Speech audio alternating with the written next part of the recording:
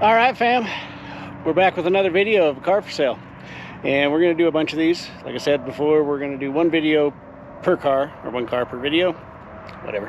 And we're going to start getting some of these things sold off, some of the projects that I've kept whole for the years that I'm not going to get to, and find them a new home. We had some requests from this from our video with Robbie Layton.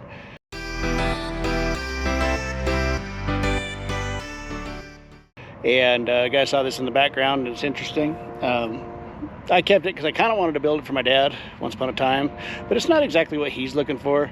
So I think the best thing to do is get it together, or get a video of it, get a price on it, and send it to somebody else that can love it and have some fun with it and do that sort of deal. So what we got here behind me, I think it's a 62 Chevy. I think it's 1962. I'll check into it and see for sure, but pretty sure it's a 62 Chevy K20 four-wheel drive, 3/4 ton four-wheel drive, and we'll walk around it and go from there.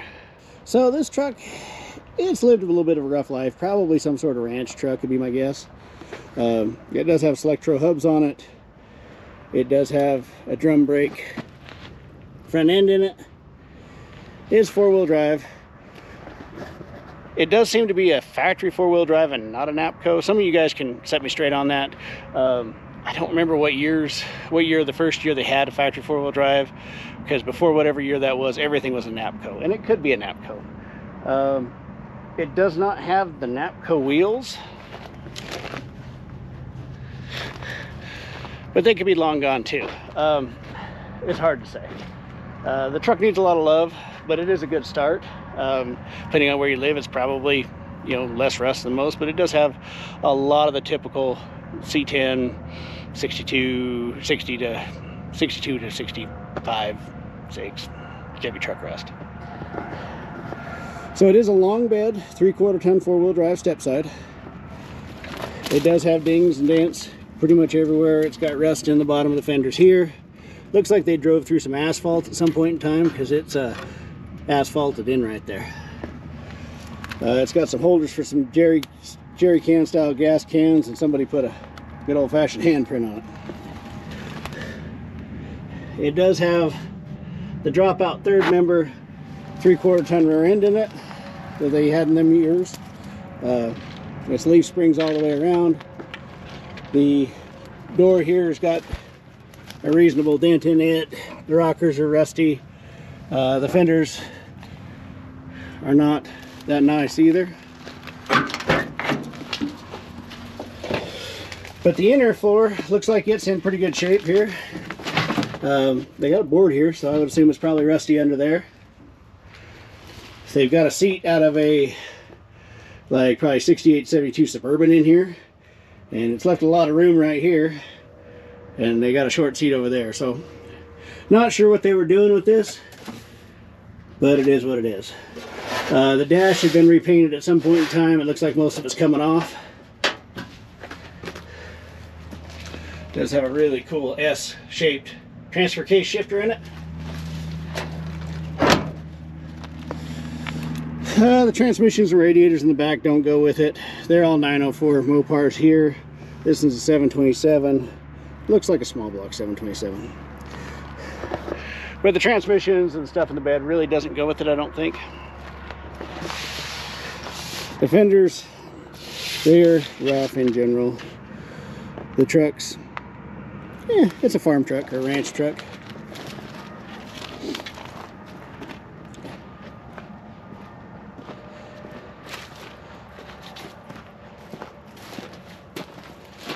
Driver's side, it's about the same.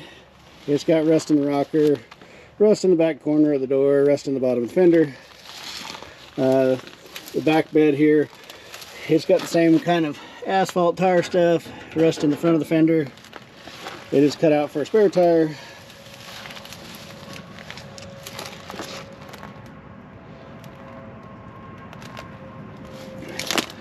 The floor of the bed, it's wood.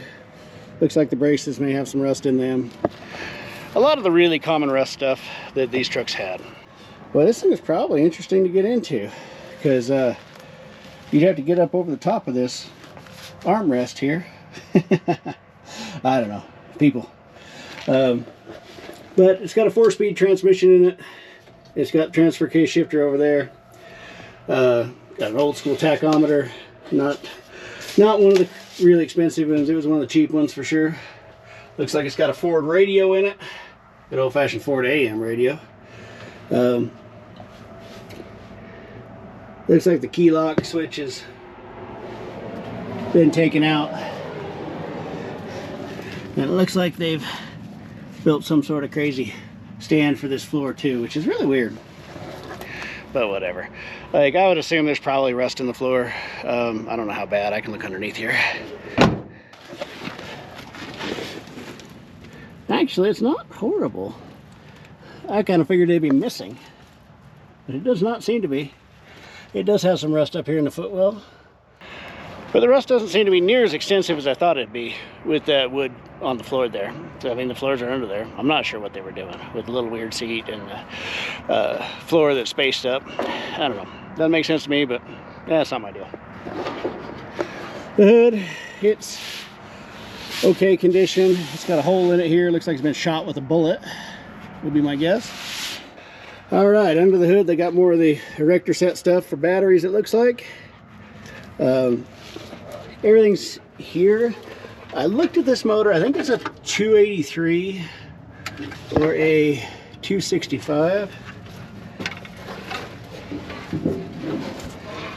My guess is probably a 283. We can run the numbers and see. It doesn't have an alternator on it at all. It looks like code on here stamped on the block is D as in dog, B as in boy. Let me see if it rotates real quick and I'll get back to you. I don't know, I'd have to put a bar on it to see if it actually does rotate, but it may or may not. If I get an answer before I put the video out, I'll let you know, but we can just operate on the assumption that it may be stuck. They did do away with the front mount, saddle mount type mount for the engine. When they put this 283 in there, they went over and they built a little tubular cross member for it, or bought one or something, and so it bolts up to the stock side mounts on the block there. He's running a points distributor. Looks like everything's right in there, but it is a really neat truck. I don't know what else there is to say about it. It's got some kind of funny stuff going with it, but that was a lot of these trucks back in the day. There's no headliner or nothing in it. Honestly, it's a little more solid in the cab than I thought it would be. A lot of these trucks had inner rockers that were rusted out all the way into the floor pan, stuff like that. This one seems pretty solid. The floor does have some spots in it that I can see rusted through from underneath, but I don't know. It's a thing. It'd be a cool one to rebuild. Hell, it'd be a cool one just to get running and cruise around like it is. I'm a big fan of that as well. So, I don't know. We'll get it figured out. We'll get a price put up. And as always, you know, when it sells, we'll put it across the thumbnail that it's sold. And that way people can look back and see some of the cool stuff we've had. So until it says sold on the thumbnail, it's still available. We may put pending on ones the guys have gave a deposit, but unless we've got money, it's still for sale. So we'll get this in, put a page up that tells you the price and everything else on it. I don't know what the price is going to be yet. And then we'll go from there. So guys, share it with people, share it on Facebook, share it around. Let's get this thing a new home and somebody else to build this thing. I'm not going to have time to deal with it. So let's move it down the road and we'll go from there. So I guess that's it for this one on the 62 Chevy 3/4 ton 4-wheel drive. And we'll see you on the next one. Thanks for watching.